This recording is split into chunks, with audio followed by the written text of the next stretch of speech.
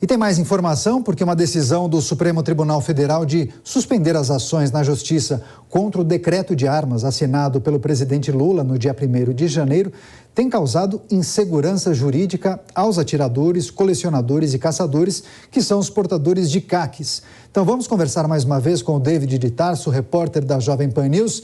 David, qual é a grande preocupação desses CACs, hein? Conta pra gente. Olá, muito boa noite mais uma vez. Pois é, desde quando assumiu o governo de Luiz Inácio Lula da Silva, no dia 1º de janeiro, ele já editou o decreto que trata sobre as armas, promovendo uma série de restrições, até mesmo na compra de novas armas, munições, também novos registros de CAC estão suspensos, além de aberturas de clubes de tiro. E isso tem gerado insegurança por parte dos atiradores dos CACs, principalmente em relação ao transporte desse armamento, porque agora ele tem que ser feito dentro de uma maleta e um compartimento separado, para que a pessoa, ao transitar com esse armamento até o clube de tiro, ela não possa ter acesso à arma caso haja alguma eventualidade. E isso tem provocado um desestímulo a esse esporte. Eu conversei com o Ricardo Canini, ele que é empresário, é CAC desde 2022, de maio de 2022. Tanto ele quanto a esposa gostam desse esporte, mas estão receosos de ir até os clubes de tiro justamente pelo fato o receio de ser abordado por algum criminoso e esse criminoso ter acesso a essa arma deles. Vamos acompanhar mais detalhes sobre o que disse, esse CAC, o Ricardo Canini, com quem eu conversei. Quando uma pessoa ela quer tirar o CR, que é o certificado de registro, junto ao Exército, não é assim fácil. Você tem que apresentar todos os seus antecedentes criminais, você não pode ter uma mancha no seu currículo, você tem que passar por uma psicóloga credenciada junto à Polícia Federal, onde você faz o teste. Após isso, você pega esse laudo, leva para um instrutor de tiro, onde você vai fazer a prova de tiro, de habilitação, uma prova tanto teórica, que você tem que estudar, como uma prática, ok? Após isso, junta-se toda essa documentação e encaminha para o Exército, que ainda vai analisar sobre essa concessão. E diante de tantos processos que a pessoa precisa enfrentar, ele não vê o porquê de tantas restrições criadas por parte do governo Lula. Mas fato é que nesta sexta-feira, ministros do Supremo votaram em sua maioria, acompanhando também o voto do relator Gilmar Mendes, para manter que a discussão quanto ao decreto de armas só vai ser discutida, de fato, pelas instâncias superiores e não pela Justiça Comum.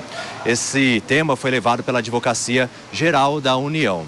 Nós conversamos também com o Paulo Bilinski, ele que é deputado federal do PL, e ele disse que já está tomando medidas quanto a essas decisões, porque tanto essa discussão do Supremo Tribunal Federal, como também uma outra portaria criada pelo Ministério da Justiça e Segurança Pública, pelo ministro Flávio Dino, que prevê a seguinte causa.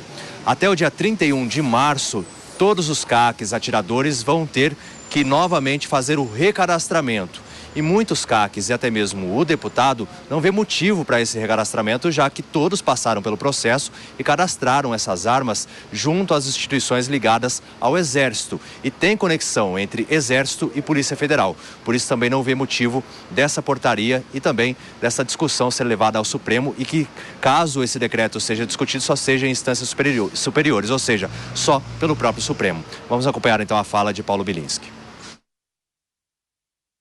Qual que é o problema dessa decisão do Supremo Tribunal Federal? Quando a portaria 299 criou um novo crime, então é o crime de não recadastrar sua arma de fogo. Essa portaria, esse novo crime, ele viola o princípio da legalidade, que é o princípio basilar do direito penal. Não há crime sem lei anterior que o defina. Agora, no Brasil, nós inauguramos uma nova modalidade de crime. Essa modalidade é o crime criado por portaria do Ministério da Justiça. Absolutamente inconstitucional. Então, ele disse que vai entrar com uma representação, um habeas corpus quanto a isso, que conversou com os juízes federais sobre este tema e considera, então, inconstitucional a portaria e também que essas discussões quanto ao decreto das armas sejam apenas avaliadas pelo Supremo Tribunal Federal. Eu volto com você por enquanto, Daniel. Pois é, suspensão que tem gerado muita discussão e também apreensão. A gente segue em contato com o David de Tarso, que volta daqui a pouco na programação da Jovem Pan News.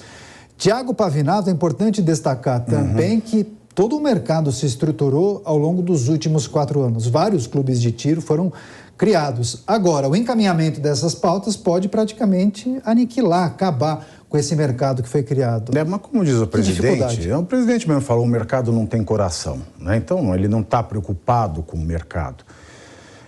A questão é, o deputado ele tocou num ponto muito delicado, que é a questão da falta de não haver um crime. Ah, sim, um crime, esta é a grande questão. A lei no Brasil, ela diz que é crime, né? Porte ou posse irregular de arma, mas ela não define o que é a regularidade. A regularidade, quem define é a portaria. Portanto, esse crime, ele é um crime em branco, que depende das especificações dadas pela portaria. Muda-se a portaria, muda-se a abrangência do crime e essa discussão, então, ela pode ir bastante longe. Agora, o que me intriga bastante, além de comer trigo, é claro, é a questão do STF estar sentado em cima dessa questão e permitir que pessoas sejam penalizadas enquanto esta nova legislação, enquanto este decreto do presidente Lula que desfaz e complica a vida daqueles que se armaram ou praticavam tiros de acordo com o decreto do ex-presidente Jair Bolsonaro, enquanto, ao mesmo tempo, o presidente Lula pode praticar um ato ilícito em desacordo com a lei das estatais, porque a lei está sendo discutida. Ora, isso traz por si a insegurança jurídica que é esse país como um todo, porque, de um lado, a gente pode descumprir a lei enquanto a lei é discutida no STF. De outro, o povo não pode descumprir a lei enquanto a lei ela é discutida no STF. O que pode e o que não pode nesse país, aliás? Afinal de contas, a Constituição diz que ninguém será discriminado. Portanto, uma autoridade, um cidadão comum, tem o mesmo valor para a Constituição Federal. O presidente da República, o presidente do BNDES e o cidadão que é armado, conforme o decreto do ex-presidente Bolsonaro, tem o mesmo valor jurídico para a Constituição. Nem poderia ser diferente, porque se for diferente, nós seremos uma Nicarágua, num país onde não há igualdade perante as leis, para a aplicação das leis, para o bem e para o mal. É, sim, um Estado autoritário. Logo, o que me estranha é porque um caso eu posso descumprir a lei enquanto ela é discutida e no outro eu não posso. O buraco é mais embaixo.